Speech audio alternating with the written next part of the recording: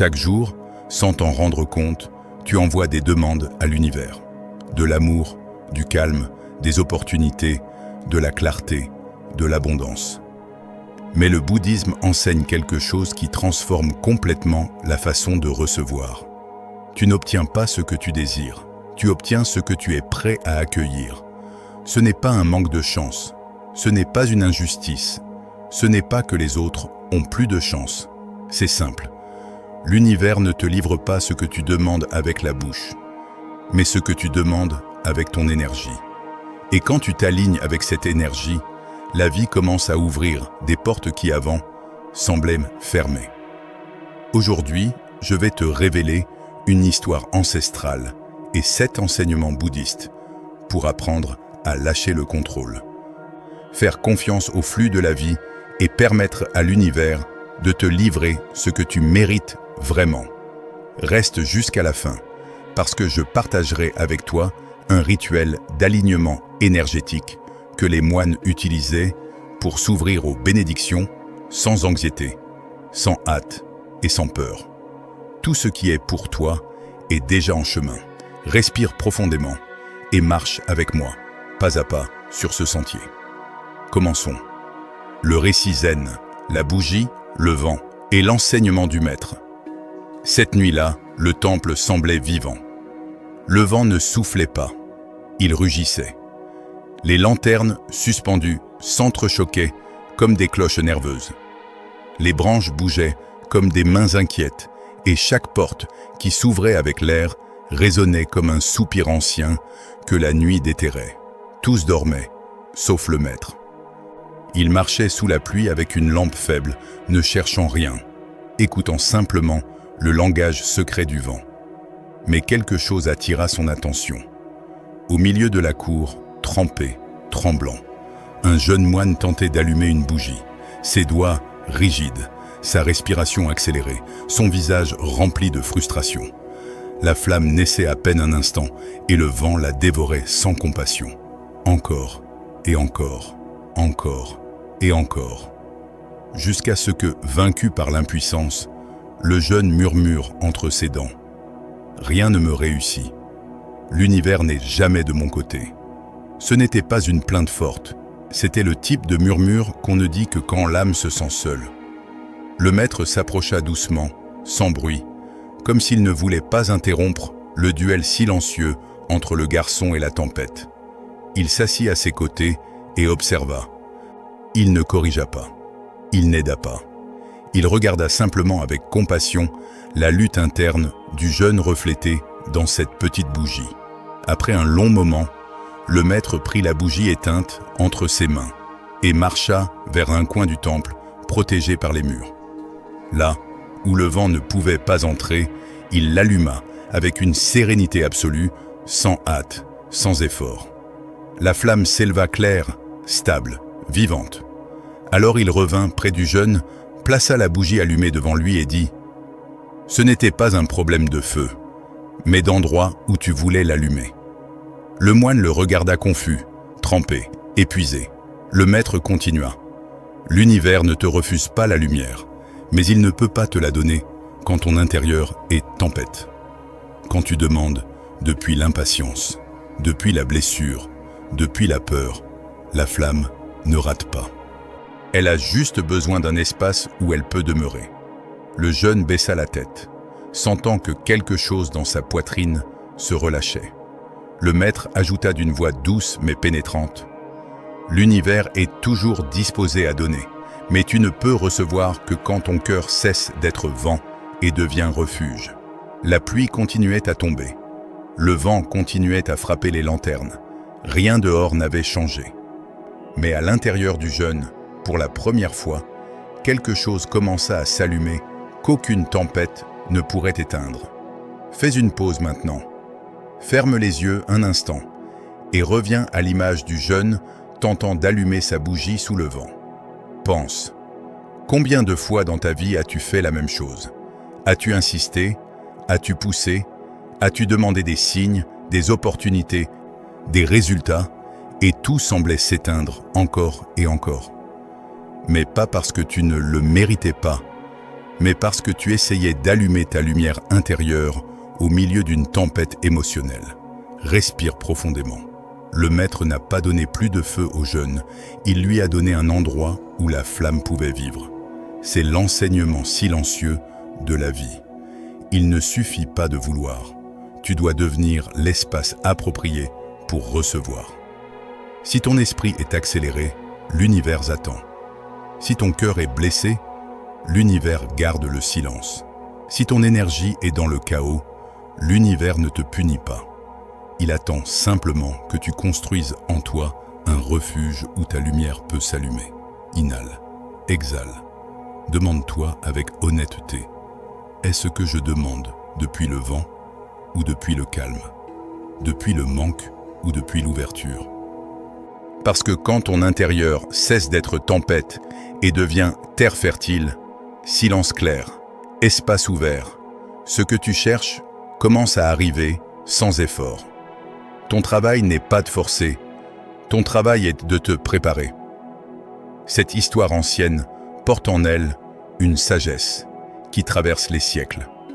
Le jeune moine représente chacun de nous dans nos moments de désespoir. Quand nous sentons que nos efforts ne portent pas de fruits, quand nous croyons que l'univers nous a oubliés. Mais la vérité que le maître révèle est bien plus profonde qu'il n'y paraît au premier regard. La bougie est ton désir, ton rêve, ton aspiration la plus profonde. Le vent est le chaos de ton mental, l'agitation de tes émotions non résolues, la tempête de tes peurs et de tes doutes. Et le refuge, cet espace protégé où la flamme peut enfin vivre. C'est ton cœur quand il trouve la paix. Remarque que le maître n'a pas changé le feu. Il n'a pas donné aux jeunes une flamme plus forte, plus résistante. Il a simplement changé l'environnement. Il a trouvé un espace où les conditions permettaient à la flamme de prospérer. C'est exactement ce que tu dois faire avec ta vie intérieure. Tu n'as pas besoin de désirs plus forts, de volonté plus intense, d'affirmations plus puissantes. Tu as besoin de créer les conditions intérieures où ce que tu désires peut s'enraciner et grandir. Et ces conditions sont le calme, la confiance, l'ouverture, la réceptivité. Ce sont des qualités que tu cultives par la pratique quotidienne, par l'attention consciente à ton état interne, par le choix répété de la paix sur l'anxiété. Le jeune moine a appris cette nuit-là une leçon qu'il portera toute sa vie. Que le problème n'était jamais à l'extérieur, que l'univers n'était pas contre lui, que sa propre agitation était le seul obstacle entre lui et ce qu'il cherchait. Et toi, quelle est la tempête intérieure qui éteint tes flammes? Quelle est l'agitation qui empêche tes désirs de s'enraciner? Quand tu identifies cette tempête avec honnêteté et compassion, tu as déjà fait la moitié du chemin vers ta transformation. Enseignement 1. La loi de l'espace intérieur. Rien ne peut fleurir dans un terrain saturé et rien de nouveau ne peut entrer dans une âme qui n'a pas d'espace pour recevoir. L'univers ne te refuse pas ses cadeaux, mais il ne peut pas les déposer dans un cœur rempli de bruit, de peur ou d'histoires qui ont déjà accompli leur cycle. Le premier acte de création n'est pas de demander, c'est de vider. Vider l'esprit de pensées qui tournent en rond, vider la poitrine de charges anciennes, vider l'esprit d'attente rigide qui étouffe la possibilité. Quand tu nettoies ton intérieur, même un peu, tu crées un espace sacré, silencieux, fertile. Et dans cet espace, la vie sait exactement quoi semer, parce que l'univers ne répond pas à l'effort, il répond à l'espace. Et quand tu cesses de t'accrocher à ce qui te pèse, l'abondance trouve enfin un endroit où se reposer en toi. Pense à ton intérieur comme à une maison qui a accumulé des objets pendant des années. Chaque pièce est remplie de vieilles affaires, de souvenirs qui ne servent plus, de meubles brisés que tu gardes par habitude. Comment quelque chose de nouveau pourrait-il entrer quand il n'y a même pas de place pour marcher? C'est exactement ce qui se passe avec ton énergie. Tu accumules des peurs anciennes, des rancœurs qui ont des années, des croyances que tu as héritées et jamais questionnées. Tu portes des conversations qui ne sont jamais finies, des blessures qui ne se sont jamais guéries, des attentes qui te maintiennent prisonnier. Et puis, tu demandes pourquoi l'amour n'arrive pas, pourquoi l'abondance tarde, pourquoi la paix semble si lointaine. Ce n'est pas parce que l'univers est sourd à tes demandes. C'est parce qu'il n'y a simplement pas de place pour que ces bénédictions entrent. Le nettoyage intérieur n'est pas un événement unique, c'est une pratique quotidienne. Chaque jour, tu dois réviser ce que tu permets dans ton espace mental et émotionnel. Quelles pensées habites-tu? Quelles émotions nourris-tu? Quels dialogues internes répètes-tu sans conscience? Commence petit. Choisis une croyance qui te limite et examine-la. D'où vient-elle? Est-elle vraiment vraie?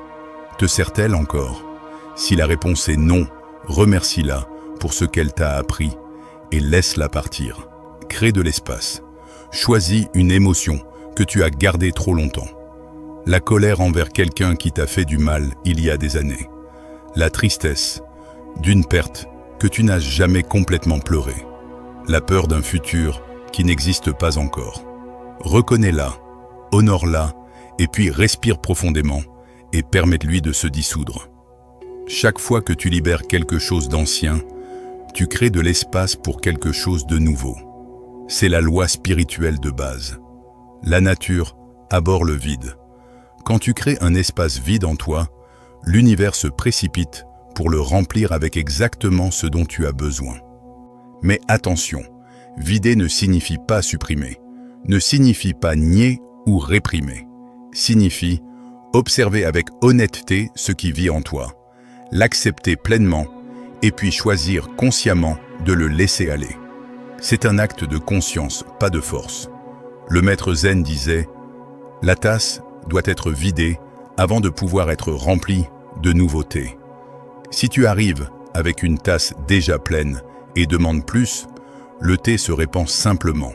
Mais si tu arrives avec une tasse vide, humble, ouverte, elle peut recevoir tout ce que le maître veut verser. Ton cœur est cette tasse. Vide-la avec amour. Nettoie-la avec attention. Et prépare-la pour recevoir ce que l'univers veut te verser. Imagine que ton espace intérieur est comme un jardin ancien. Au fil des années, des mauvaises herbes ont poussé. Des pierres se sont accumulées. Des branches mortes sont tombées. Le sol est devenu dur et compact. Comment une nouvelle graine pourrait-elle germer dans ces conditions? Le jardinier sage ne commence pas par planter. Il commence par nettoyer.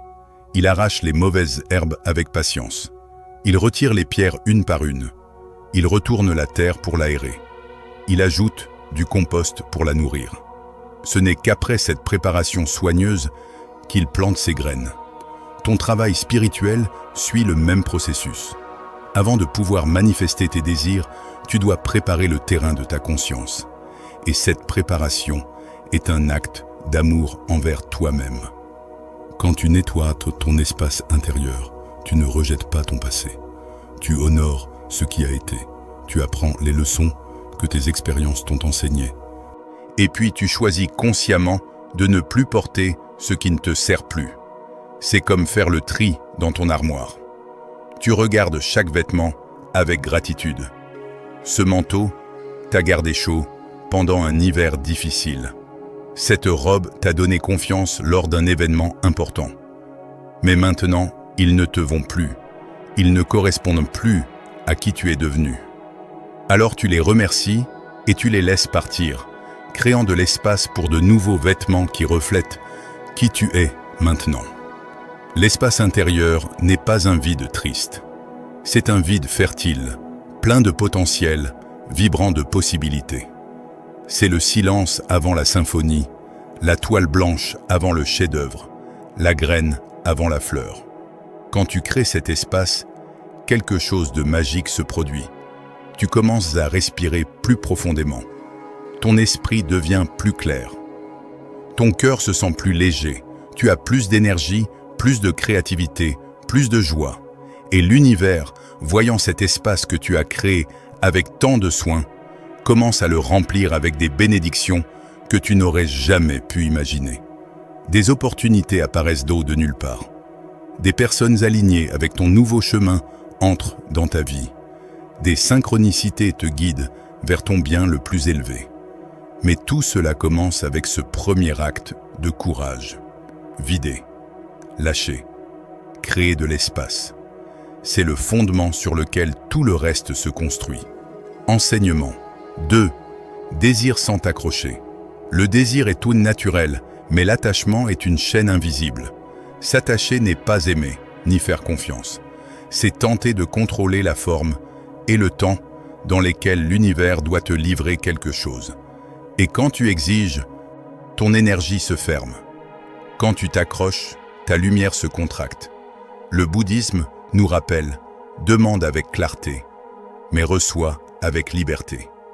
Désire, bien sûr, désire avec le cœur ouvert, sans peur de rêver. Mais ne transforme pas ton désir en prison. Ce qui t'appartient n'a pas besoin d'être agrippé. Ce qui est destiné à toi trouve son chemin, même dans la tempête, et ce qui ne l'est pas se dissoudra avec douceur pour laisser l'espace à quelque chose de plus vrai. Quand tu lâches le contrôle, la vie commence à te surprendre, et ce qui arrive alors arrive sans effort, sans lutte, sans douleur. Cela arrive parce que ton énergie a cessé de retenir et a appris enfin à faire confiance. Il y a une différence subtile, mais profonde, entre désirer et s'attacher. Le désir est une flèche que tu lances vers le ciel avec intention claire. L'attachement est tenir cette flèche serrée dans ton poing, refusant de la laisser voler, terrifié qu'elle n'atteigne pas sa cible. Quand tu désires sainement, tu dis à l'univers « Ceci est ce que mon cœur veut. Je le mets là, clairement, honnêtement. » Et puis, tu lâches. Tu laisses l'univers faire son travail. Tu fais confiance que si c'est pour ton plus grand bien, cela viendra. Et si ce n'est pas le cas, quelque chose de meilleur viendra à sa place. Mais quand tu t'attaches, tu dis à l'univers « Je veux ceci, exactement comme ça, exactement maintenant. Et si je ne l'obtiens pas, je vais souffrir. » Tu crées une rigidité, une demande, une condition. Et l'univers, dans sa sagesse infinie, ne répond pas aux ultimatums. Il répond à la confiance. L'attachement vient toujours de la peur. Peur de ne pas être assez. Peur de perdre. Peur que ce soit ta dernière chance. Peur que si tu ne forces pas, cela ne viendra jamais. Mais cette peur même est ce qui repousse ce que tu désires. Pense à une relation. Quand tu rencontres quelqu'un et tu t'attaches immédiatement, exigeant qu'il soit d'une certaine manière, qu'il te donne une certaine sécurité, qu'il remplisse un certain vide en toi, qu'arrive-t-il? La personne sent cette pression, cette demande, cette contraction énergétique. Et généralement, elle s'éloigne. Mais quand tu rencontres quelqu'un et tu apprécies simplement sa présence, tu jouis de la connexion sans demander qu'elle soit quelque chose de spécifique, sans projeter un futur rigide. Qu'arrive-t-il? Il y a de l'espace, il y a de la respiration, il y a de la liberté. Et dans cette liberté, l'amour réel peut fleurir. C'est pareil avec tout dans la vie. L'argent, le succès, la santé, les opportunités. Quand tu les désires avec ton cœur, mais que tu les tiens avec des mains ouvertes, ils peuvent arriver et rester. Mais quand tu les agrippes avec des poings fermés, ils ne peuvent ni entrer ni sortir. Le Bouddha enseignait que tout attachement est la racine de la souffrance. Non pas le désir en soi, mais l'attachement au désir. Quand tu insistes que les choses doivent être d'une certaine manière pour que tu sois heureux, tu crées ta propre prison. Alors comment désirer sans s'attacher? Voici la pratique. Chaque fois que tu remarques que tu t'accroches à quelque chose, demande-toi: puis-je être en paix si cela n'arrive pas comme je l'imagine? Puis-je faire confiance que l'univers sait ce dont j'ai besoin? Si la réponse est non, si ta paix dépend totalement de l'obtention de cette chose spécifique, alors tu es attaché. Et cet attachement même est ce qui bloque le flux. Mais si tu peux respirer et dire Je désire ceci profondément et je vais faire ce qui est en mon pouvoir pour le manifester. Mais je fais confiance que même si cela ne vient pas exactement comme je l'imagine, je serai bien. Alors tu es libre. Et dans cette liberté, les miracles peuvent arriver. Lâcher le contrôle ne signifie pas abandonner tes rêves. Signifie rêver avec passion, mais tenir avec légèreté. Signifie planter des graines avec intention, mais laisser à la terre faire son travail. Signifie marcher vers tes désirs, mais être ouvert à ce que le chemin te surprenne. Parce qu'au final, l'univers voit toujours une image plus grande que celle que tu peux voir. Et ce que tu penses vouloir n'est parfois qu'une version limitée de quelque chose de beaucoup plus magnifique qui t'attend. Il y a une histoire zen qui illustre parfaitement cet enseignement. Un fermier avait un cheval magnifique. Un jour, le cheval s'échappa et tous les voisins dirent « Quelle malchance !» Le fermier répondit simplement « Nous verrons ». Quelques jours plus tard, le cheval revint avec une douzaine de chevaux sauvages. Les voisins s'exclamèrent « Quelle chance !» Le fermier dit encore « Nous verrons ». Le fils du fermier essaya de dompter l'un des chevaux sauvages, tomba et se cassa la jambe. « Quelle malchance !» dirent les voisins. « Nous verrons », dit le fermier. Puis l'armée vint recruter tous les jeunes hommes du village pour la guerre. Mais le fils du fermier fut épargné à cause de sa jambe cassée. « Quelle chance !» s'écrièrent les voisins. Tu vois le schéma ? Le fermier ne s'attachait jamais à son interprétation des événements comme bons ou mauvais. Il restait ouvert, confiant que l'univers tissait quelque chose de plus grand que ce qu'il pouvait comprendre dans le moment. C'est la sagesse de désirer sans s'attacher. Tu poses tes intentions clairement, tu agis avec engagement, mais tu restes flexible sur la forme que prendra le résultat. Tu fais confiance au déroulement. L'attachement vient de l'ego qui croit qu'il sait mieux, qui insiste que les choses doivent se passer d'une façon spécifique. Mais l'âme sait que l'univers a une perspective beaucoup plus vaste. Elle peut se détendre dans la confiance. Quand tu lâches l'attachement, tu ne deviens pas passif ou indifférent. Au contraire, tu deviens plus présent, plus vivant, plus ouvert aux possibilités infinies que la vie offre à chaque instant. Tu cesses de vivre dans le futur imaginé, où ton bonheur dépend de l'obtention de cette chose spécifique. Tu commences à vivre dans le présent réel, où le bonheur est déjà disponible, indépendamment des circonstances externes. Et ironiquement, quand tu cesses d'être attaché au résultat, quand tu te détends dans le moment présent, c'est souvent alors que ce que tu désirais arrive. Parce que ton énergie n'est plus contractée dans la peur et le besoin. Elle est expansée dans la confiance et l'ouverture. Fais confiance, désire, mais lâche prise. Et observe comment, quand tu t'ouvres de cette façon, la vie commence à te livrer des cadeaux que tu n'aurais jamais pu imaginer demander. Enseignement 3. Élève ta vibration, pas ton anxiété. L'univers n'écoute pas ta voix, il écoute ta vibration. Il ne répond pas à ce que tu dis, il répond à ce que tu es quand tu le dis. Tu peux demander de l'amour, mais si tu le fais depuis la blessure, ce que tu attireras sera confusion et dépendance. Tu peux demander de l'abondance, mais si ton énergie vibre dans le manque, ce qui arrivera sera plus de vide. Prends soin de ton état interne, plus que de ta pétition. Aligne ta vibration avant de demander, parce que l'univers ne se meut pas par pression ni par urgence, mais par la fréquence silencieuse que tu émets quand ton cœur est en paix. Le semblable attire le semblable. Si tu irradies le calme, la vie te répond avec clarté. Si tu irradies la confiance, le chemin s'ouvre. Si tu irradies l'amour, tout commence à fleurir. La vibration est la vraie prière. Et quand ton énergie s'élève, l'univers dit toujours oui. Comprends ceci. Tu es un être énergétique avant d'être un être physique. Chaque pensée que tu penses, chaque émotion que tu ressens, chaque croyance que tu maintiens, émet une fréquence spécifique. Et cette fréquence est ce qui crée ta réalité. C'est comme une station de radio.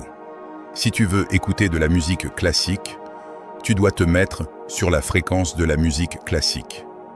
Si tu es branché sur une station de nouvelles tragiques, c'est ce que tu vas recevoir. Ta vibration est la station sur laquelle tu es branché dans l'univers. Alors quand tu demandes quelque chose, l'univers ne regarde pas tes mots, il regarde ta fréquence. Si tu demandes l'amour, mais que ta vibration dit « je ne suis pas assez », personne ne restera, je vais être abandonné. Qu'arrive-t-il?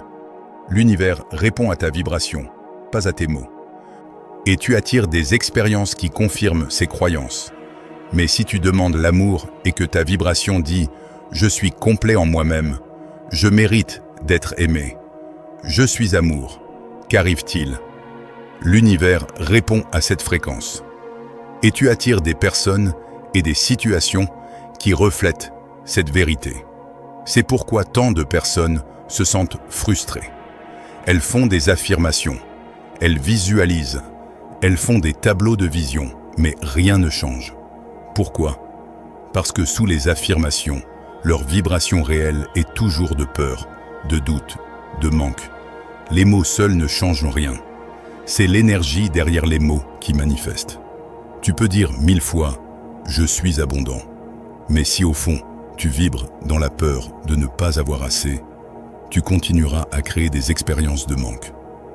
Alors comment élever ta vibration? Ce n'est pas aussi compliqué qu'il semble. Commence par devenir conscient de comment tu te sens la plupart du temps. Es-tu dans un état de tension ou de relaxation, de peur ou de confiance, de résistance ou d'acceptation? Ta vibration est ton état émotionnel habituel. Et tu as le pouvoir de le changer. Pas en niant ce que tu ressens, mais en choisissant consciemment des pensées, des actions et des environnements qui t'élèvent.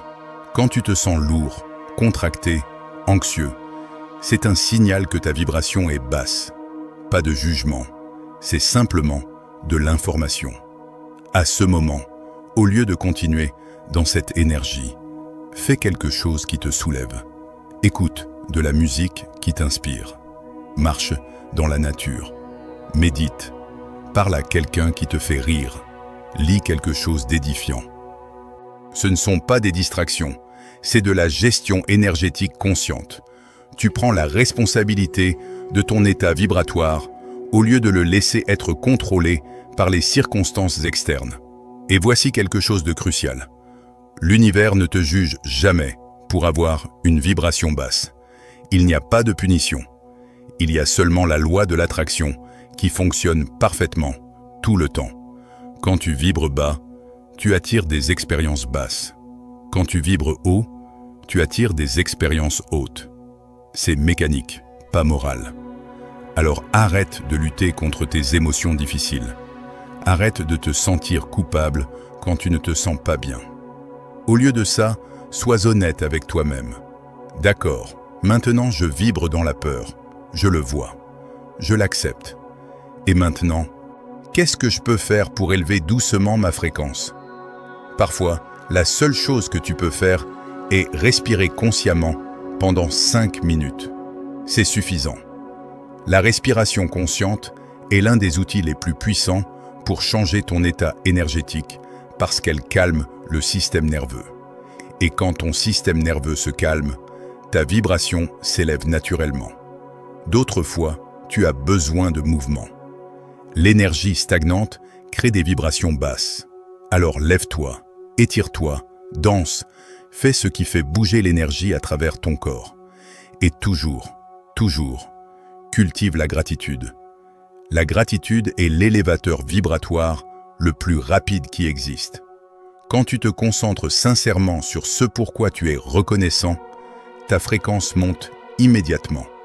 Rappelle-toi, tu n'attires pas ce que tu veux. Tu attires ce que tu es. Alors deviens la vibration de ce que tu désires. Si tu veux la paix, sois paix. Si tu veux l'amour, sois amour. Si tu veux l'abondance, sois abondance dans ton cœur d'abord. Et quand ton intérieur vibre à cette fréquence, l'extérieur n'a d'autre choix que de refléter cette vérité. Pense à ton corps comme à un instrument de musique.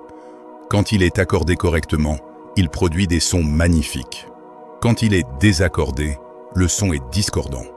Ta vibration est l'accordage de ton instrument. Chaque jour, tu as le choix. Tu peux laisser le monde extérieur désaccorder ton instrument avec ses nouvelles stressantes, ses drames, ses peurs. Ou tu peux prendre quelques moments pour te réaccorder consciemment. Comment te réaccordes-tu?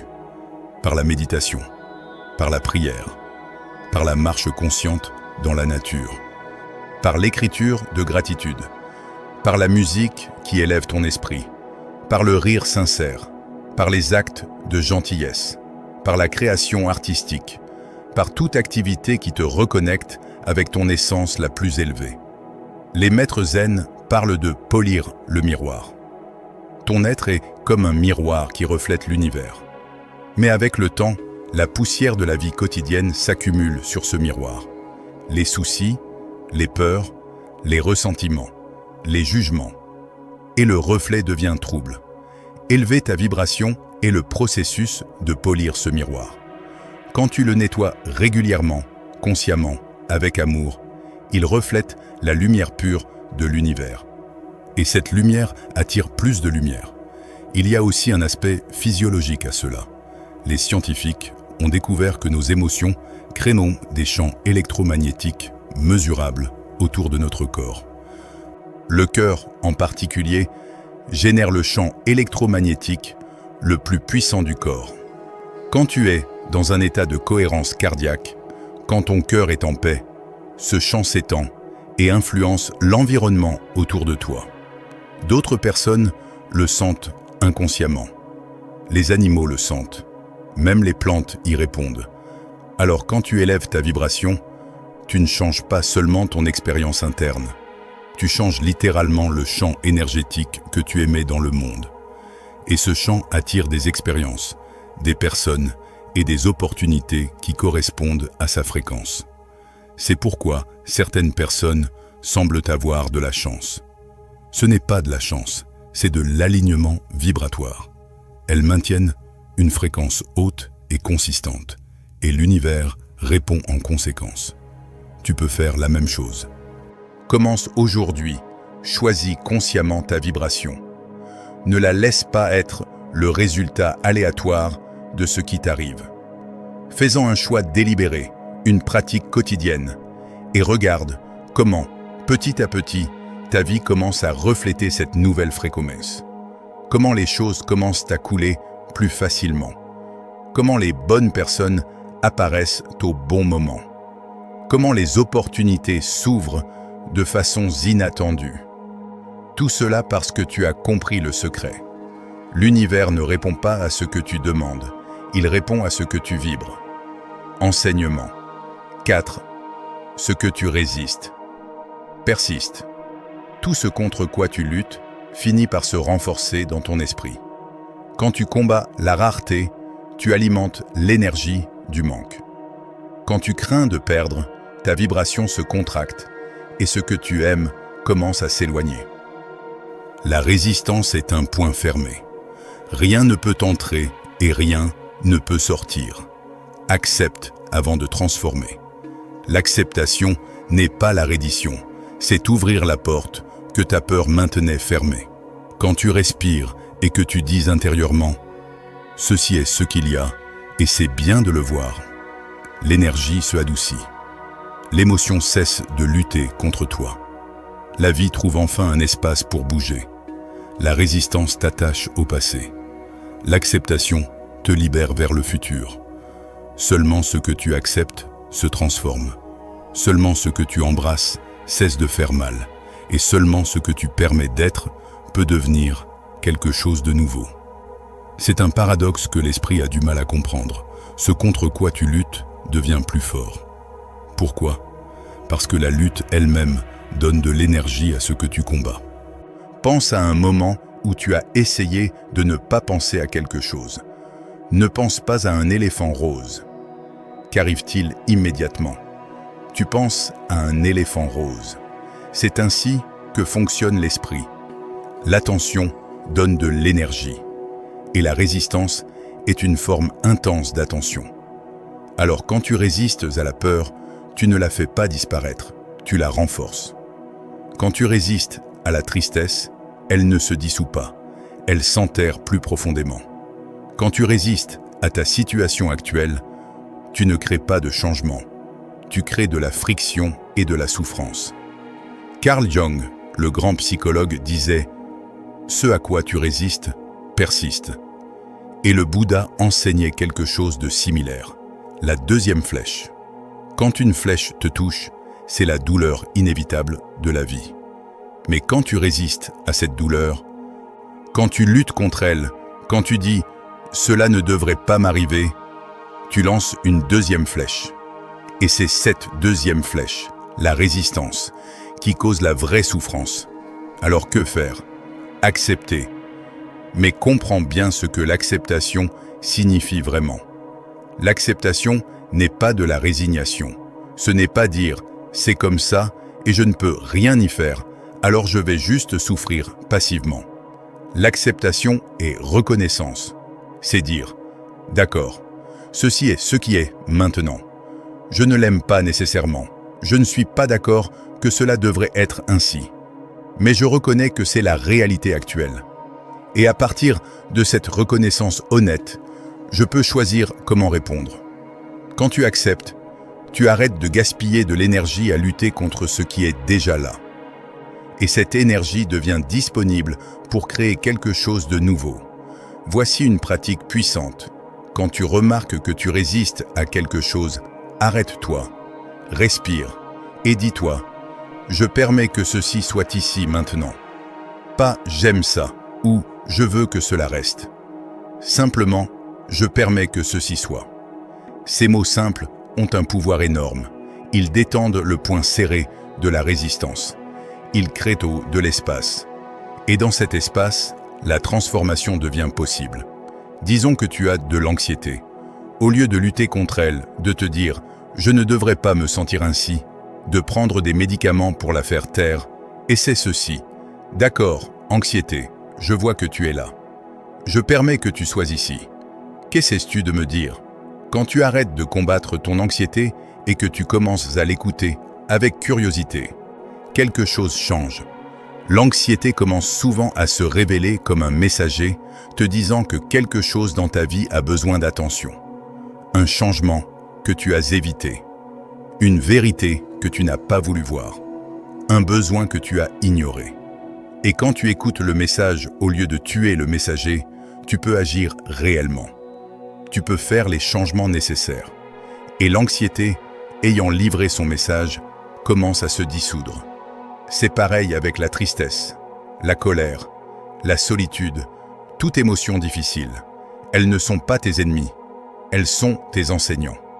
Mais tant que tu les combats, elles ne peuvent pas t'enseigner. Elles peuvent seulement persister, devenir plus fortes, exiger plus d'attention.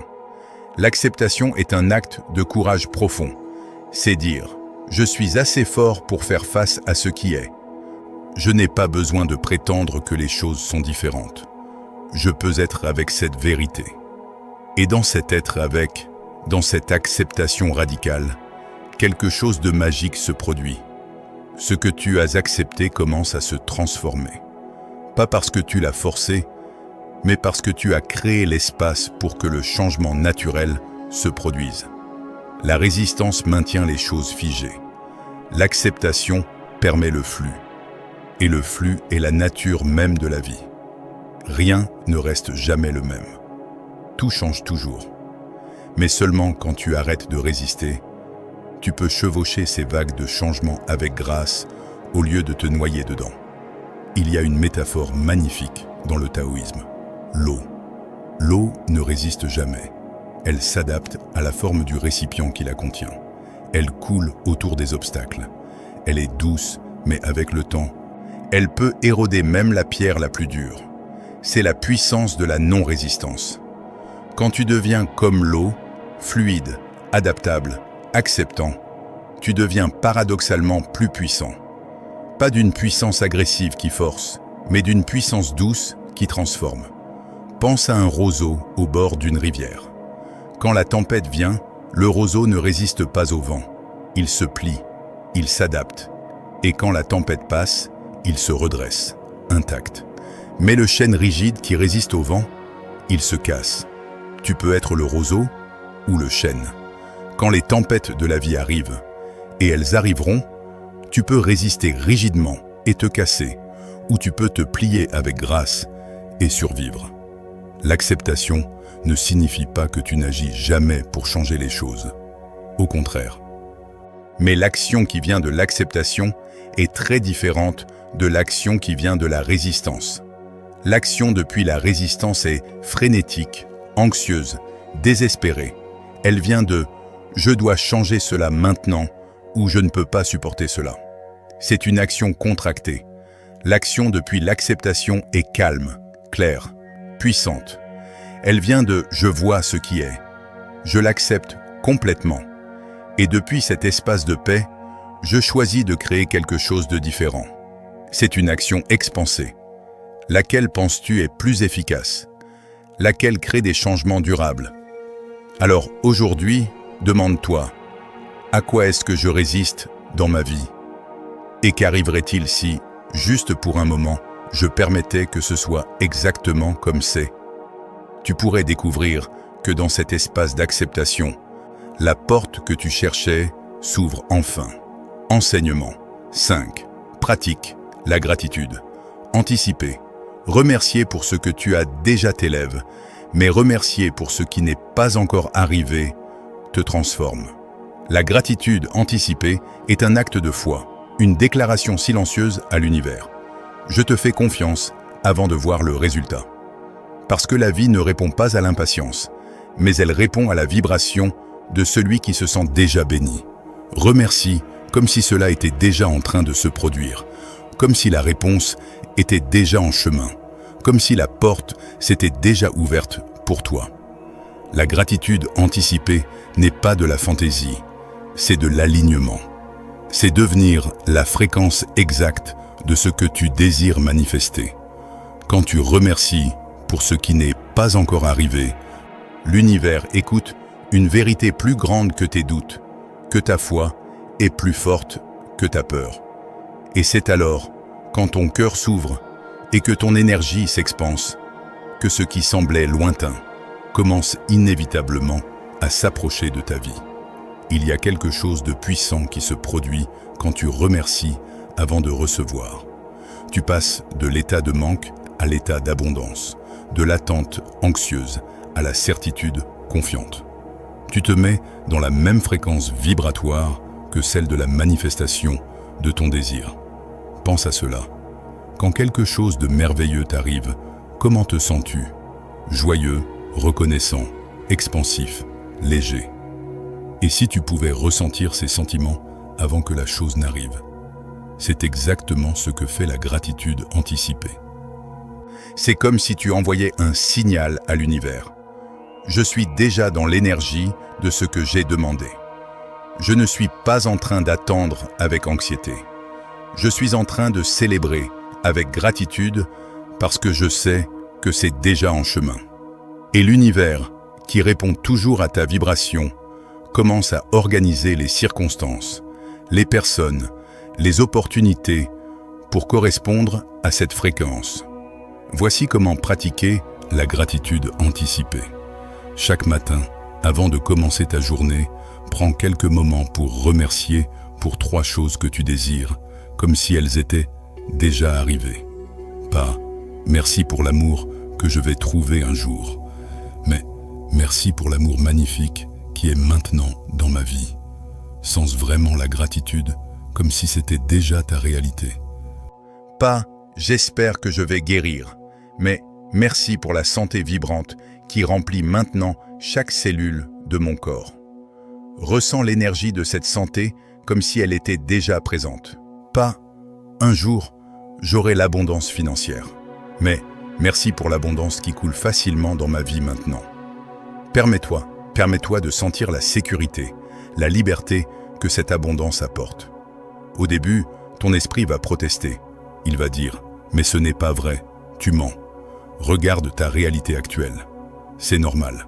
Ton esprit est habitué à réagir seulement à ce qui est déjà physiquement présent. Mais rappelle-toi, tout ce qui est physiquement présent maintenant était autrefois seulement une vibration, une pensée, une énergie. Ton esprit lit simplement en retard. Il voit le passé manifester.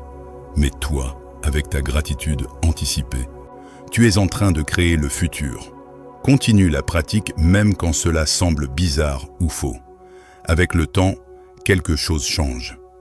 Tu commences réellement à sentir la gratitude. Ton corps commence à croire. Ton énergie s'aligne. Et c'est alors que les miracles commencent à apparaître. Les gens autour de toi commenceront à dire « Tu sembles différent. Quelque chose a changé. » Et ils auront raison. Quelque chose a changé. Ta vibration. Il y a aussi un autre aspect de la gratitude anticipée qui est profondément curatif. Elle te sort de la mentalité de victime. Quand tu remercies pour ce qui n'est pas encore arrivé, tu affirmes que tu n'es pas à la merci des circonstances. Tu n'attends pas que la vie te donne la permission d'être heureux. Tu choisis la joie maintenant, la gratitude maintenant, l'abondance énergétique maintenant. Et dans ce choix, tu reprends ton pouvoir. Tu n'es plus quelqu'un qui mendie l'univers pour des miettes. Tu es quelqu'un qui co-crée consciemment avec l'univers. La gratitude anticipée dit « Je sais qui je suis. Je sais ce que je mérite. Je sais que l'univers est bienveillant et abondant. Et je sais que ce que j'ai demandé avec un cœur pur est déjà en train de se manifester. Alors je remercie maintenant. » C'est la foi en action. Et la foi, comme Jésus l'a dit, peut déplacer des montagnes. Pas la foi passive qui attend et espère, mais la foi active qui remercie et reçoit.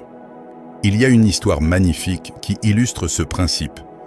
Un village souffrait d'une terrible sécheresse. Les récoltes mouraient, les puits s'asséchaient, les gens désespéraient. Le prêtre organisa une prière collective pour la pluie. Le jour venu, tous les villageois se rassemblèrent pour prier. Mais une petite fille arriva avec un parapluie.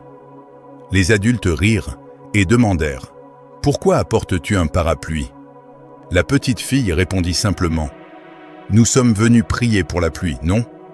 Alors, je veux être prête quand elle arrive. » Cette petite fille comprenait la gratitude anticipée. Elle ne priait pas avec désespoir et doute. Elle priait avec confiance et préparation.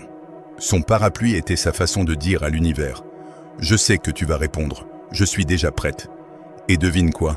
Ce jour-là, la pluie tomba. Alors commence aujourd'hui. Choisis une chose que tu désires profondément. Ferme les yeux. Ressens comment ce serait de l'avoir déjà. Et du fond de ton cœur, dis merci. Fais cela tous les jours. Regarde ce qui se passe. Tu seras étonné. La gratitude anticipée est aussi un remède puissant contre l'anxiété. Quand tu es anxieux au sujet de l'avenir, c'est parce que tu imagines des résultats négatifs. Tu te projettes dans un futur où les choses tournent mal. Mais la gratitude anticipée inverse complètement cela. Tu te projettes dans un futur où les choses se sont magnifiquement déroulées, où tes désirs se sont manifestés, où tes prières ont été exaucées, et ton corps, qui ne fait pas la différence entre une expérience imaginée et une expérience réelle, commence à produire les mêmes hormones de joie et de relaxation qu'il produirait si c'était vraiment arrivé. Alors, au lieu de baigner dans le cortisol de l'anxiété, tu baignes dans la sérotonine et l'ocytocine de la gratitude. Au lieu de te sentir stressé et contracté, tu te sens paisible et expansif. Et depuis cet état, qu'es-tu plus susceptible de créer ? Plus d'anxiété ou plus de bénédiction ? La gratitude anticipée est donc à la fois une pratique spirituelle et une technique de santé mentale. Elle aligne ton énergie avec ce que tu désires, tout en soutenant ton bien-être émotionnel et physique. C'est un gagnant-gagnant complet. Tu te sens mieux maintenant et tu attires ce que tu veux pour plus tard. Alors pourquoi ne pas commencer maintenant ? Ferme les yeux. Pense à quelque chose que tu désires vraiment. Imagine que c'est déjà arrivé. Sens la joie, le soulagement, l'excitation. Et dis « merci, merci, merci ». Sens comment ces mots simples changent ton énergie. Sens comment ton cœur s'ouvre. Sens comment ta respiration s'approfondit. C'est la magie de la gratitude anticipée. Et c'est disponible pour toi à chaque instant. Enseignement 6. Les temps de l'univers ne sont pas ceux de l'esprit. L'esprit exige l'immédiateté. Il veut des résultats maintenant, des réponses maintenant, des chemins dégagés maintenant. Mais l'âme ne cherche pas la rapidité, elle cherche la maturité. L'univers ne te livre pas ce que tu désires quand ton anxiété le réclame, mais quand ta conscience est prête à le soutenir, sans se briser. Fais confiance au timing parfait. Ce n'est pas un retard, c'est une préparation. Parfois ce que tu appelles attente est en réalité un tissage invisible que l'univers est en train de construire en ta faveur. Et ce que tu ressens comme silence est la façon la plus compatissante de te dire « tu es encore en train de grandir ». Parce que ce qui arrive avant le temps se perd, mais ce qui arrive quand ton âme peut déjà le contenir devient destin. Fais confiance. Tu n'es pas en train d'être ignoré, tu es en train d'être calibré, affiné, élevé, pour que quand ce que tu cherches arrive, tu te trouves être la version de toi capable de le recevoir en plénitude. C'est un des enseignements les plus difficiles à accepter dans notre culture de gratification instantanée. Nous voulons tout maintenant. Nous commandons un produit en ligne et nous sommes frustrés s'il ne arrive pas en 24 heures. Nous envoyons un message et nous nous sentons anxieux s'il n'y a pas de réponse immédiate. Et nous amenons cette même impatience à notre vie spirituelle. Nous méditons pendant une semaine et nous demandons pourquoi nous ne sommes pas encore illuminés. Nous visualisons pendant un mois et nous nous demandons pourquoi notre désir ne s'est pas encore manifesté. Mais l'univers ne fonctionne pas sur le temps de l'horloge. Il fonctionne sur le temps de l'âme. Et le temps de l'âme est organique, cyclique, parfait. Pense à une graine que tu plantes dans la terre. Tu l'arroses, tu lui donnes de la lumière du soleil, tu prends soin du sol. Mais peux-tu la forcer à germer ? Peux-tu tirer la pousse pour la faire grandir plus vite ? Non. Elle a son propre timing interne, son propre rythme de développement. Et si tu es impatient et que tu déterres la graine tous les jours pour vérifier si elle germe, qu'arrive-t-il ? Tu perturbes le processus. Tu retardes réellement ce que tu veux voir arriver. C'est pareil avec tes désirs, tes prières, tes manifestations. Il y a un processus invisible qui se déroule sous la surface. L'univers est en train d'aligner les circonstances, de préparer les personnes, de créer les synchronicités. Mais ce processus a besoin de temps pour se dérouler. Ton travail n'est pas de contrôler le timing. Ton travail est de faire confiance, de continuer à arroser la graine avec ta foi, ta gratitude, ton alignement énergétique, et de laisser l'univers faire le reste. Parfois, ce que tu perçois comme un retard est en réalité une protection. Tu n'étais pas encore prêt. Si cela était arrivé quand tu le voulais, tu l'aurais saboté, ou cela t'aurait submergé, ou tu n'aurais pas pu l'apprécier. Je pense à toutes les fois dans ma vie où j'ai voulu quelque chose désespérément, et cela ne s'est pas produit. Et des années plus tard, je peux voir clairement pourquoi. Je n'étais pas mûr. Je n'avais pas encore appris les leçons que je devais apprendre. Je n'étais pas la personne qui pouvait le tenir. Et maintenant, quand cette chose ou quelque chose de meilleur arrive, je suis prêt. Je peux le recevoir pleinement, le chérir, le faire grandir. Parce que le timing était parfait, même s'il ne le semblait pas à l'époque. Alors comment fais-tu confiance au timing divin quand tout en toi crie pour que cela arrive maintenant ? Voici quelques pratiques. Première, rappelle-toi des fois passées quand quelque chose ne s'est pas produit selon ton calendrier et tu peux maintenant voir que c'était une bénédiction. Cela construit la confiance que l'univers sait ce qu'il fait. Deuxième, concentre-toi sur le présent. L'anxiété au sujet du timing vient toujours de vivre dans le futur. Ramène ton attention à maintenant. Qu'y a-t-il à apprécier, à apprendre, à faire maintenant? Troisième, cherche les signes de croissance. Même si ce que tu veux n'est pas encore ici, es-tu en train de grandir? Deviens-tu plus fort, plus sage, plus compatissant? C'est une preuve que le processus fonctionne. Quatrième, parle à ton âme. Quand l'impatience vient, respire et dis « Mon âme sait le timing parfait. Je fais confiance à la sagesse de mon âme. » Et finalement, continue à vivre. Ne mets pas ta vie en pause en attendant que cette chose arrive. Vis pleinement maintenant. Aime maintenant. Crée maintenant. Parce que la vie se passe dans le présent, pas dans le futur que tu imagines. Le timing divin est réel. Ce n'est pas une excuse pour la procrastination ou la passivité. Tu fais encore ta partie, tu agis, tu te présentes.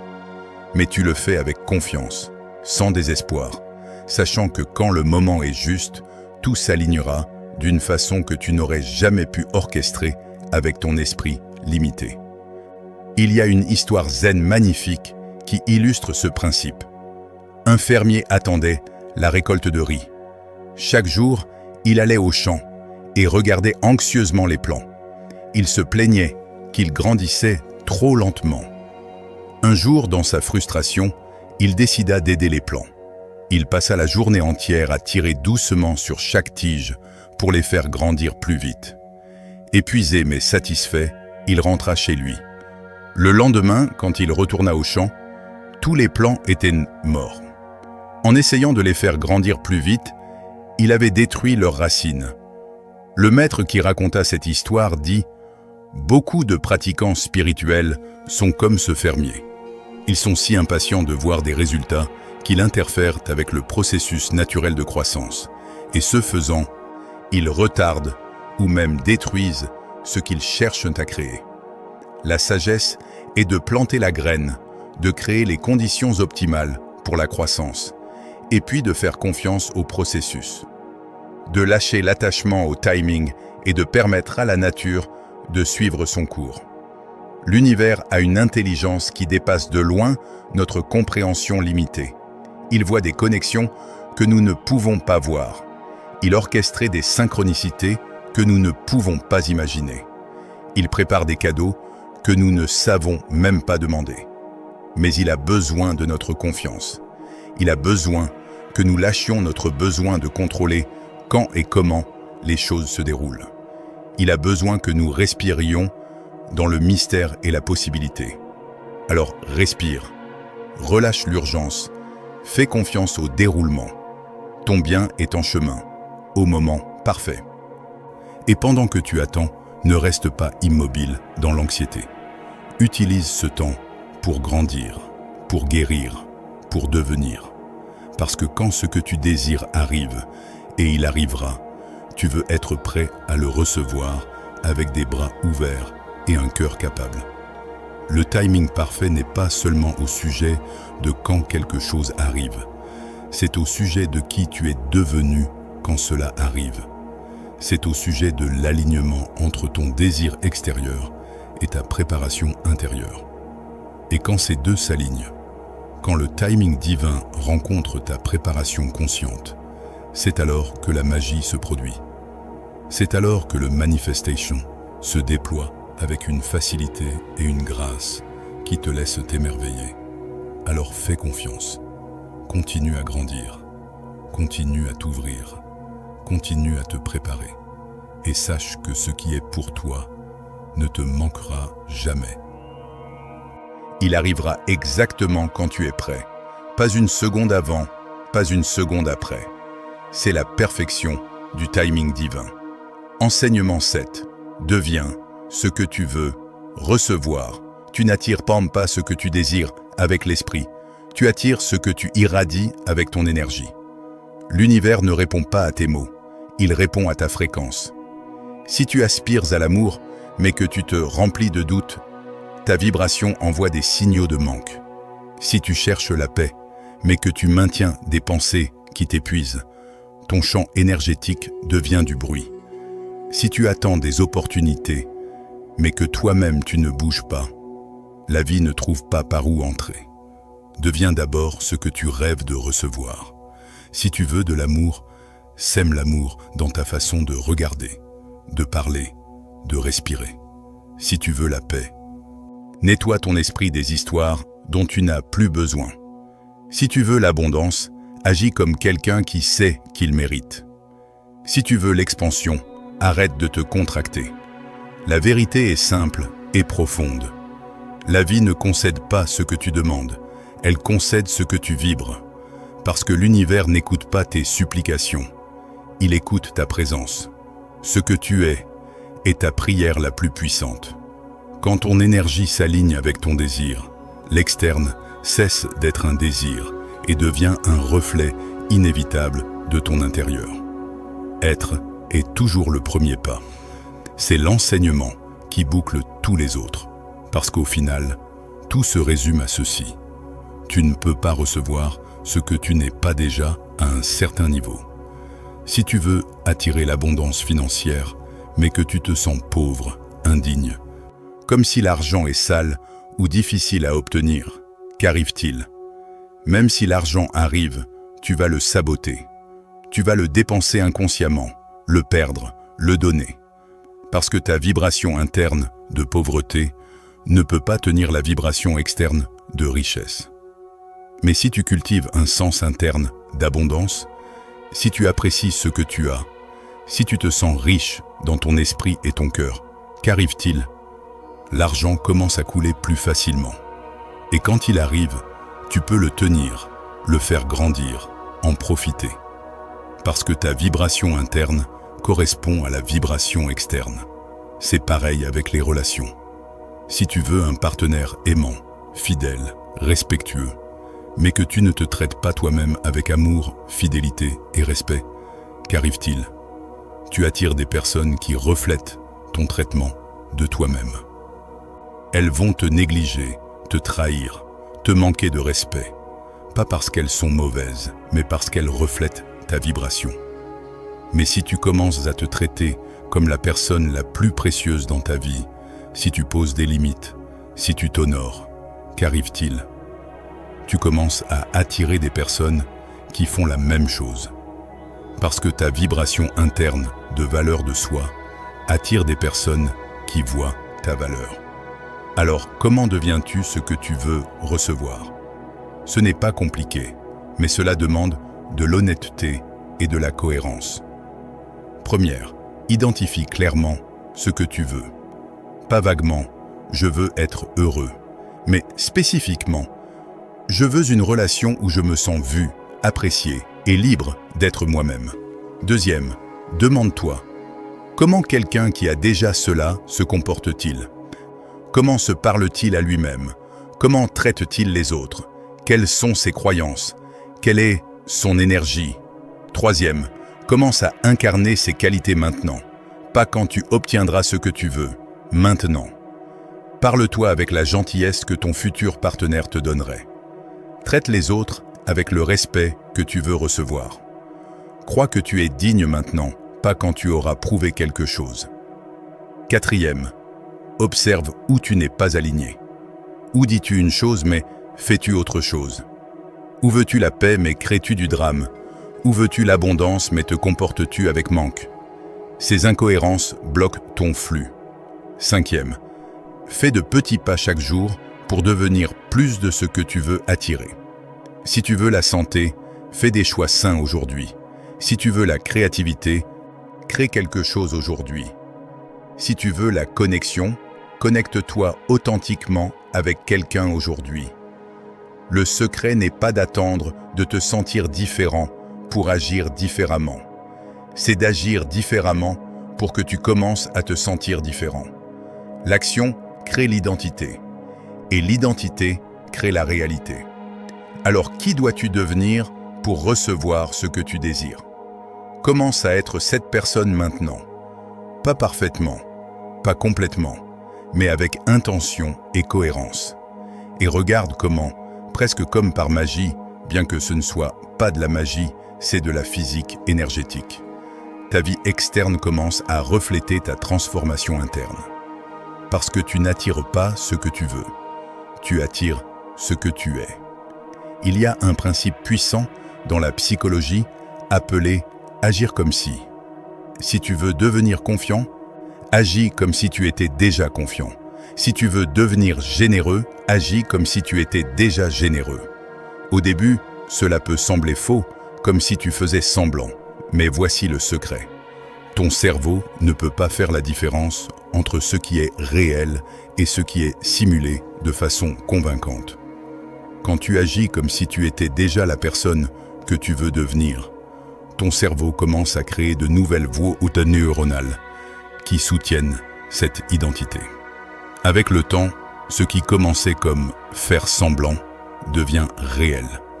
Tu n'agis plus comme si tu étais confiant, tu es confiant. Tu n'agis plus comme si tu étais généreux, tu es généreux. C'est le pouvoir de devenir ce que tu veux recevoir. Tu ne peux pas le tricher. Ton énergie, ta vibration, elle ne peut pas être falsifiée. Mais tu peux consciemment la cultiver, la façonner, la transformer. Et voici quelque chose de magnifique. Quand tu deviens ce que tu veux recevoir, tu découvres souvent que tu n'avais plus besoin de le recevoir de l'extérieur. Parce que tu l'as déjà en toi. Si tu voulais l'amour parce que tu te sentais seul et tu deviens amour, tu découvres que tu n'es plus seul. Parce que l'amour est maintenant ton état d'être, pas quelque chose que tu cherches. Si tu voulais l'abondance parce que tu te sentais en manque et tu deviens abondance, tu découvres que tu as déjà tout ce dont tu as besoin. Parce que l'abondance est maintenant ta perception, pas ta circonstance. C'est la liberté ultime.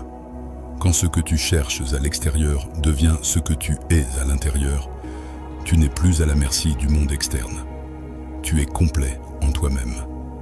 Et ironiquement, c'est souvent à ce moment-là, quand tu n'as plus besoin de quelque chose de l'extérieur, que cela arrive facilement et abondamment.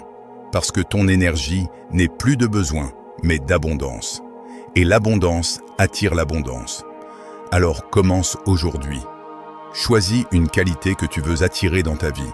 Amour, paix, joie, abondance, créativité, peu importe. Et demande-toi, comment puis-je être cela aujourd'hui? Comment puis-je être amour dans mes interactions? Comment puis-je être paix dans mes réactions? Comment puis-je être joie dans mon attitude? Comment puis-je être abondance dans ma générosité? Et puis, fais-le, sois-le, incarne-le, vis-le, et regarde comment ta vie commence à refléter cette nouvelle réalité intérieure. Parce que tu es le créateur de ton expérience. Pas par ce que tu demandes, mais par ce que tu es. Pause profonde, la préparation de la terre intérieure. Fais une pause, mais pas n'importe quelle pause. Fais une pause qui touche ton âme. Inhale lentement et sens comment l'air ouvre un espace en toi, comme s'il écartait les nuages pour révéler un ciel plus clair. Maintenant, imagine ton intérieur comme un vaste terrain sacré, une terre sombre, fertile, silencieuse, qui a attendu ce moment pour renaître. Cette terre est ta conscience. Là germent tes pensées, tes décisions, ton destin. Et en ce moment, tu es sur le point de semer quelque chose de nouveau. Pas des idées, mais des fréquences, des intentions, des vérités profondes. Permets que les affirmations qui viennent soient comme une pluie douce nourrissant ce jardin intérieur. Ne les répète pas avec l'esprit, laisse-les tomber dans ton cœur, comme des gouttes qui réveillent la vie qui a toujours été là. Respire et prépare-toi à semer la lumière. Sens ton corps se détendre complètement. Relâche la tension dans tes épaules, dans ta mâchoire, dans ton front. Permets à chaque muscle de se ramollir, comme si tu fondais dans la terre sous toi. Cette relaxation n'est pas de la faiblesse, c'est de l'ouverture. Quand ton corps se détend, ton âme peut respirer. Quand ton esprit se calme, ton cœur peut parler. Imagine maintenant que tu es un jardinier sacré, debout au milieu de ce terrain intérieur. Dans tes mains, tu tiens des graines de lumière, chacune contenant une vérité, une intention, une promesse pour ton futur. Mais avant de planter ces graines, tu regardes le sol. Est-il prêt? Est-il dégagé des mauvaises herbes de l'inquiétude? Est-il libre des pierres du ressentiment? Est-il aéré par le souffle du pardon? Si tu vois encore des obstacles, ne les combats pas.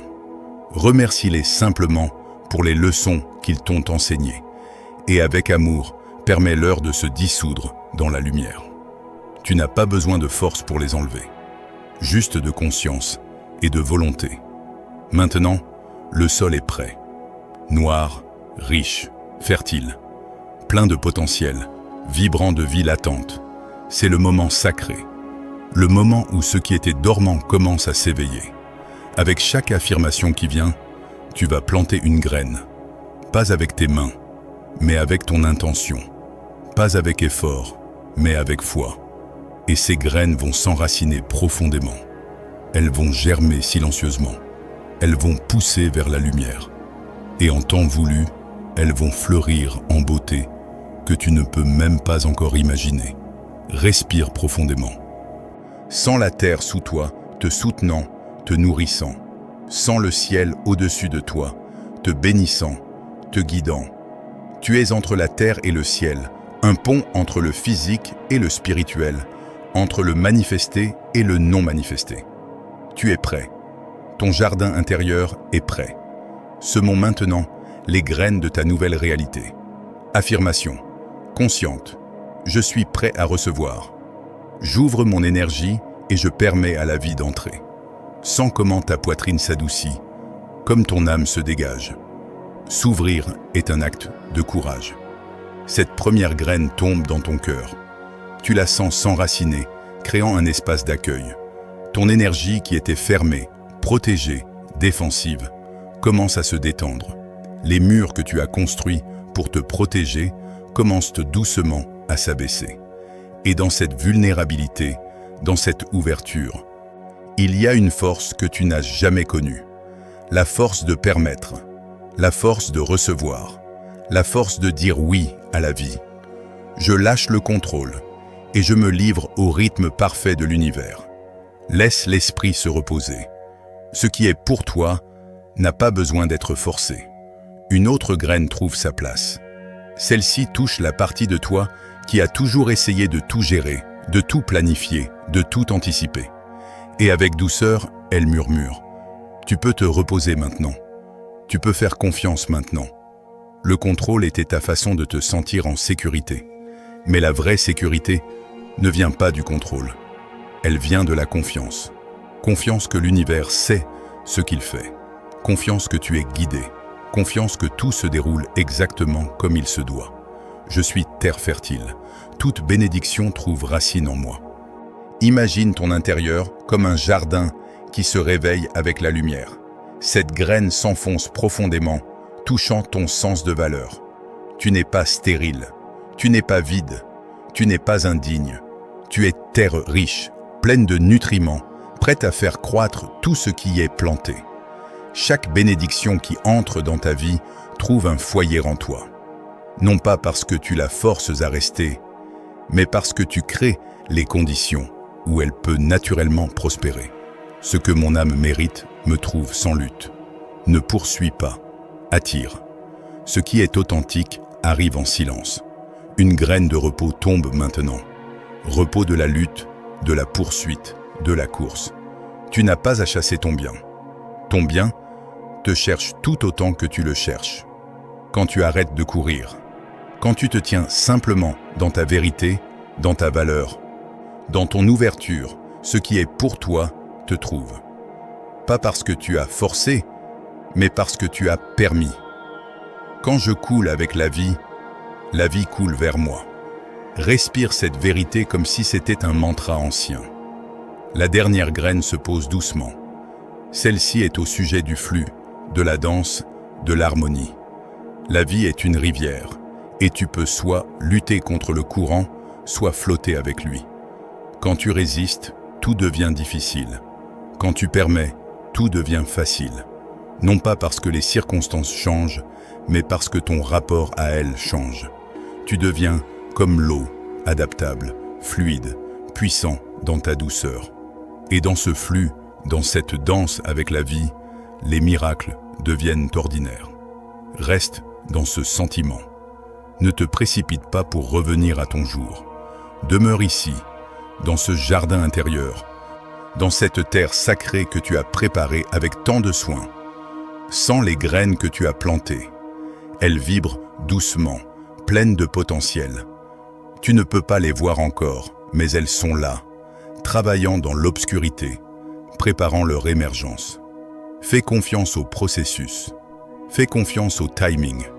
Fais confiance à la terre de ton être pour savoir exactement comment nourrir ces graines en fleurs magnifiques. Et quand tu es prêt, doucement, reviens à ta conscience ordinaire.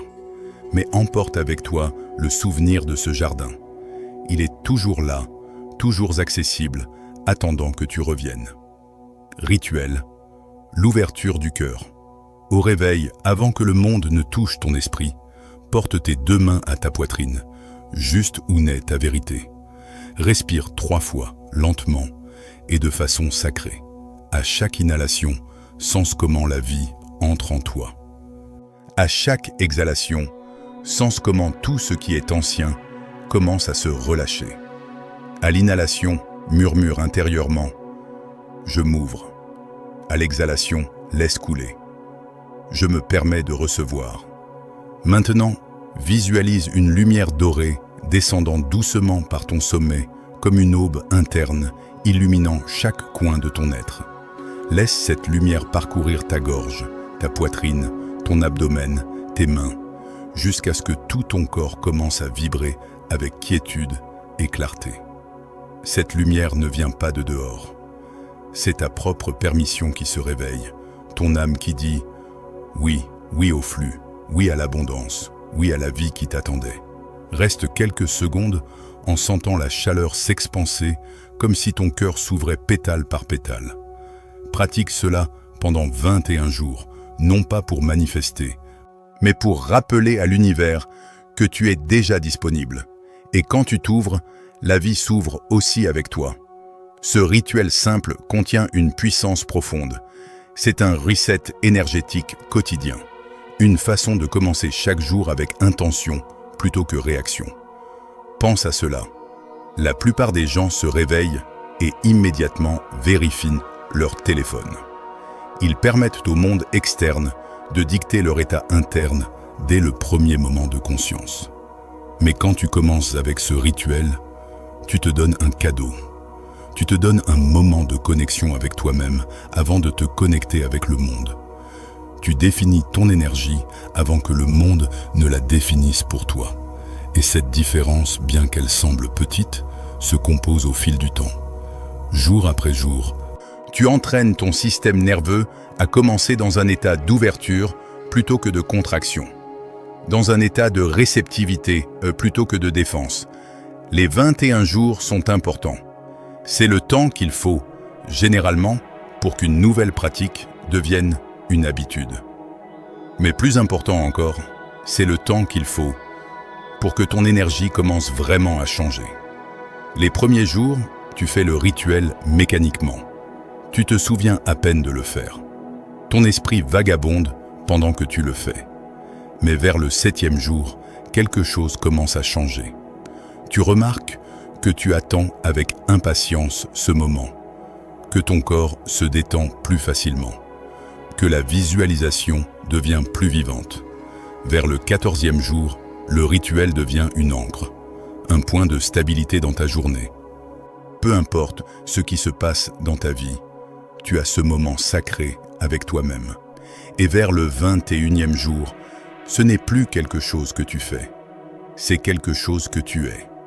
L'ouverture n'est plus un acte, c'est un état.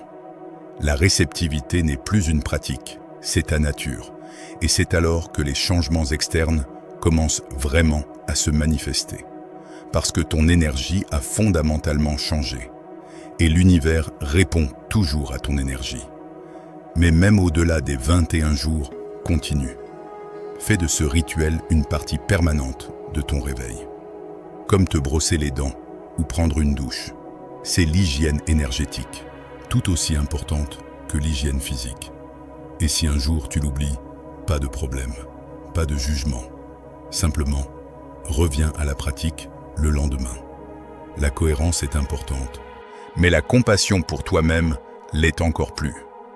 Ce rituel est ton cadeau à toi-même. Une façon de dire « Je mérite de commencer ma journée avec amour, avec intention, avec ouverture ». Et quand tu te donnes ce cadeau jour après jour, tu découvres que la vie commence à te donner des cadeaux en retour. Pas parce que tu les as gagnés, mais parce que tu as créé l'espace pour les recevoir. L'intégration. Vivre ce que tu as appris. Aujourd'hui, tu as parcouru un voyage intérieur puissant. Un voyage qui a commencé avec une simple bougie qui ne parvenait pas à s'allumer et qui a fini par allumer une flamme en toi. Nous avons rappelé que ce n'est pas l'univers qui se refuse, mais le vent interne, la hâte, l'anxiété, la résistance qui ne permet pas que tes désirs trouvent un endroit où demeurer. Tu as appris que pour recevoir, tu dois d'abord créer de l'espace intérieur parce que rien de nouveau ne peut entrer dans un cœur rempli de bruit, de peur ou d'attente rigide. Que désirer n'est pas s'accrocher. Le désir devient sage quand tu l'exprimes avec clarté et que tu le laisses aller avec confiance. Que l'univers n'écoute pas tes mots, il écoute ta vibration et ce que tu émets consciemment ou inconsciemment est ce qui revient à toi. Que ce à quoi tu résistes persiste, mais ce que tu acceptes se transforme. Que la gratitude anticipée est une clé secrète, une façon de vivre aujourd'hui l'énergie de ce qui arrivera demain. Que le timing parfait n'est pas celui que veut ton esprit, mais celui dont ton âme a besoin pour pouvoir soutenir ce qu'elle demande. Et que tu n'attires pas ce que tu désires, mais ce que tu es déjà à l'intérieur. Nous avons aussi vu que le cœur est comme une terre fertile. Sème des pensées de lumière, des affirmations d'ouverture, des intentions claires, et la vie comme une pluie patiente fera le reste. Nous avons rappelé que le vrai changement ne commence pas dans le monde externe, mais dans l'instant où tu dis « Je suis prêt, je suis ouvert, je fais confiance ». Parce que la vie ne se force pas, la vie se permet. Et aujourd'hui, avec chaque enseignement, tu as nettoyé un peu de vent, lâché un peu de poids, ouvert un peu plus ton âme, et dans cette ouverture sans effort, la flamme est revenue à naître en toi. Mais l'apprentissage seul ne suffit pas. La compréhension intellectuelle est magnifique, mais sans application, elle reste stérile. C'est comme connaître la recette d'un gâteau magnifique, mais ne jamais le cuisiner. Alors comment intègres-tu ces enseignements dans ta vie quotidienne? Comment passes-tu de la connaissance à la sagesse, de la théorie à la pratique, de la compréhension à l'incarnation? Voici quelques suggestions pratiques. Commence petit. Ne essaie pas de tout changer en même temps. Choisis un enseignement qui résonne particulièrement avec toi et concentre-toi dessus pendant une semaine. Cette semaine, fais de cet enseignement ton focus. Réfléchis dessus le matin. Cherche des façons de l'appliquer pendant la journée. Écris à ce sujet le soir. Par exemple, si tu choisis « ce à quoi tu résistes persiste », passe une semaine à remarquer où tu résistes dans ta vie. Pas pour te juger, mais simplement pour devenir conscient. Quand tu remarques de la résistance, respire et pratique l'acceptation. Je permets que ceci soit. Observe ce qui se passe quand tu fais ça. La semaine suivante, choisis un autre enseignement, et ainsi de suite. En 7 semaines, tu auras profondément travaillé avec chacun des 7 enseignements. Et ensuite, recommence. Mais cette fois, à un niveau plus profond. Parce que la spirale de la croissance spirituelle n'est jamais terminée. Tu revisites les mêmes enseignements encore et encore, mais chaque fois, à un niveau de compréhension plus profond. Une autre pratique puissante est de créer des rappels dans ton environnement. Écris les enseignements sur des notes et place-les Où tu les verras? Sur ton miroir, sur ton réfrigérateur, sur ton bureau. Chaque fois que tu vois une note, prends un moment pour respirer et intégrer cet enseignement. Ce ne sont pas seulement des mots sur du papier. Ce sont des graines que tu plantes dans ta conscience. Encore et encore. Tu peux aussi créer une pratique de journal autour de ces enseignements. Chaque soir, écris. Où ai-je vu cet enseignement en action aujourd'hui? Comment ai-je appliqué cet enseignement? Où ai-je lutté avec cet enseignement? Qu'ai-je appris? Cette réflexion quotidienne approfondit ta compréhension et t'aide à intégrer les enseignements à un niveau viscéral, pas seulement intellectuel. Et n'oublie pas, sois patient avec toi-même. Ces enseignements sont simples, mais pas faciles. Ils demandent de la pratique, de la répétition, de la patience. Tu vas oublier, tu vas retomber dans de vieilles habitudes, tu vas résister quand tu sais que tu devrais accepter. Tu vas t'accrocher quand tu sais que tu devrais lâcher prise. C'est normal, c'est humain, c'est une partie du processus.